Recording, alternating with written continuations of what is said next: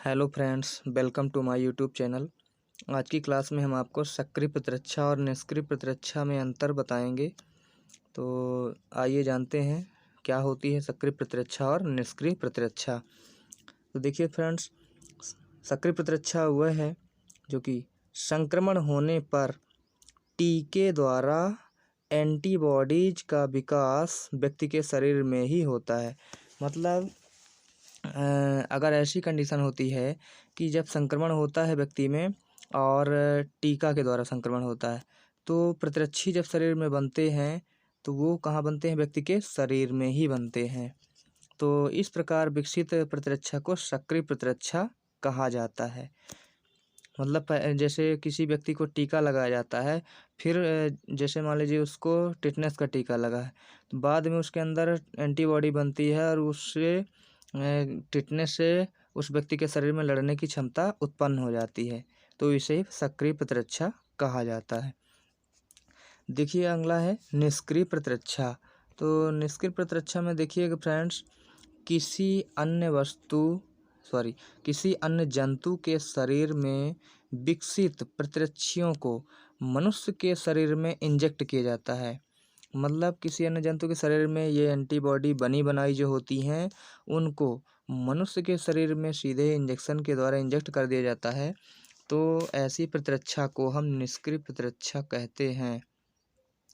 यानी कि आपातकालीन स्थिति में ऐसा उपयोग किया जाता है, जैसे कि किसी को सांप काटने के दौरान उसको सक्रिय प्रतिरक्षा में टीका वगैरह लगाने के दौरान वो मर भी सकता है जब तक ये एंटीबॉडी बनेगी, क्योंकि एंटीबॉडी 1.5-2 महीने में बनती है या 3 महीने में बनती है। लेकिन निष्क्रिय प्रतिरक्षा में क्या होता है कि सांप के विष का एंटीवेनम तुरंत ही शरीर में इंजेक्ट कर दिया जाता है, जिससे कि उसको तुरंत लाभ होता है और धीरे धीरे रोगी स्वस्थ हो जाता है। नेक्स्ट है सक्रिय प्रतिरक्षा। तो सक्रिय प्रतिरक्षा में इस प्रकार की प्रतिरक्षा के विकसित होने में समय लगता है। अर्थात किसी टीके के द्वारा जो इम्यूनिटी अर्थात प्रतिरक्षा विकसित की जाती है उसमें समय लगता है, 2 से 2.5 महीने या 3 महीने भी समय लग सकता है। लेकिन निष्क्रिय प्रतिरक्षा में क्या होता है कि तैयार एंटीबॉडीज प्राप्त करने के कारण निष्क्रिय प्रतिरक्षा तुरंत प्रभाव दिखाता है। अर्थात इसमें कोई भी समय नहीं लगता, ये तुरंत प्रभाव अपना दिखाता है। सक्रिय प्रतिरक्षा का प्रभाव दीर्घकालिक होता है, अर्थात लंबे समय तक इसकी प्रतिरक्षा टिकती है शरीर में। और जबकि निष्क्रिय प्रतिरक्षा का प्रभाव लघुकालिक होता है, अर्थात कम समय के लिए होता है। कहने का मतलब यह है कि पहली बार यदि सांप के काटने पर एंटीवेनम लगाया गया था उसका इंजेक्शन, तो वो उसी समय भर काम करेगा। दोबारा सांप के काटने पर वो इंजेक्शन का असर नहीं रहेगा, फिर से लगवाना पड़ेगा उसको। ठीक है फ्रेंड्स।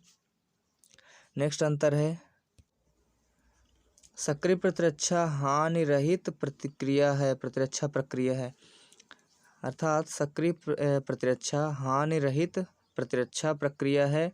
इसमें कोई भी हानि नहीं होती है, क्योंकि एंटीबॉडी जो बनती है अपने शरीर में ही बनती है, स्वयं के शरीर में बनती है, इसलिए कोई भी इससे हानि नहीं होती है। जबकि निष्क्रिय प्रतिरक्षा चूँकि अन्य जीव के शरीर से प्राप्त की जाती है और उसमें अन्य जीव के शरीर से प्राप्त एंटीबॉडीज के कारण कभी कभार प्रतिक्रिया भी हो सकती है, अर्थात उससे एलर्जी भी उत्पन्न हो सकती है। ठीक है फ्रेंड्स। तो इस तरह से निष्क्रिय प्रतिरक्षा में कभी कभार प्रतिक्रिया भी हो सकती है। नेक्स्ट अंतर है आपका, सक्रिय प्रतिरक्षा में एंटीबॉडीज बनने में समय लगता है, अर्थात काफ़ी समय लगता है। और जबकि निष्क्रिय प्रतिरक्षा तुरंत क्रियाशील होती है और सक्रिय प्रतिरक्षा चिरस्थायी होती है।